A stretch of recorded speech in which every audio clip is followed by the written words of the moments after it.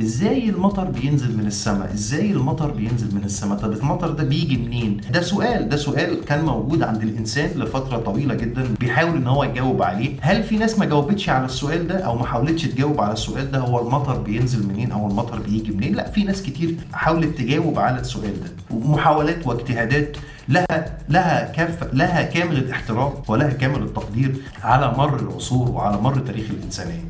ولكن العلم النهاردة جه ووضع تفسير أو فسر عملية هطول الأمطار، فسرها بشكل علمي، فسرها بشكل أكاديمي، بشكل معتمد على العلم. والنهاردة بقينا عارفين إزاي المطرة دي بتنزل من السماء. كان في تساؤل دايما بقى عند الإنسان، هي الحيوانات دي كلها جت إزاي؟ هي الحيوانات دي كلها ظهرت إزاي؟ نفس فكرة إزاي المطرة بتنزل، إزاي المية بتنزل من السماء. ده السؤال اللي كان موجود عند ناس كتير، وناس كتير كانت بتحاول تجاوب عليه.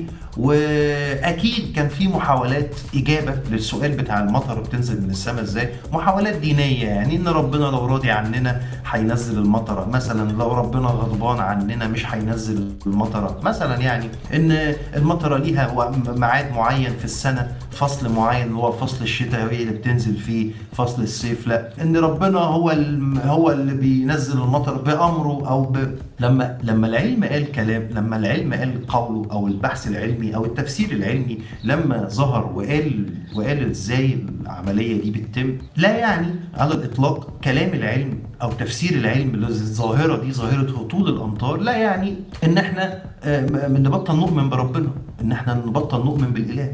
مش معناه كده خالص، مش معناه كده خالص. بس في ناس بقى بتحب كل ما اجي انا مثلا اقول ان ظاهره هطول الامطار دي ظاهره مثلا ارضيه بتحدث نتيجه تبخر الماء بيتبخر من الارض وبتطلع في السماء وبعدين بتتكثف في السماء وبعدين بتسقط الامطار. فيجي واحد يقول لي ايه؟ يقول لي يا عم انت هتكفر، ده ربنا هو اللي بينزل المطر، ده ربنا هو اللي بيسقط الامطار. انا ما كفرتش ولا انا اعترضت على فكره ان ربنا بينزل المطر، انا بفهم المطر بينزل ازاي هطول الامطار دي بتحصل. نفس الشيء بيحصل مع الكتير جدا من الناس اللي هي بتحاول تقفل عينيها، او اي افكار جديده العلم بيطرحها مختلفه عن الفكر اللي هي متعوده عليه، بيحسوا بنوع من الخطر، وبيحسوا ان الفكر ده او العلم ده او النظريه دي بتهدد الدين او بتهدد الايمان،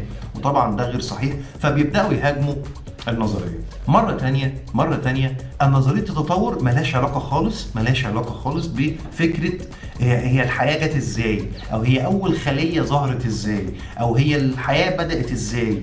او النظريه مش بتتكلم في الجزئيه دي، الجزئيه بتاعت ظهور الحياه لاول مره على سطح كوكب الارض دي ليها نظريات علميه اخرى وليها ابحاثها وليها دراساتها، ومش ده خالص موضوع نظريه التطور. موضوع نظريه التطور بتحاول تفهمنا او تشرح لنا او تجاوبنا على سؤال، هي الحيوانات دي كلها اللي احنا بنشوفها حوالينا جت ازاي وظهرت ازاي؟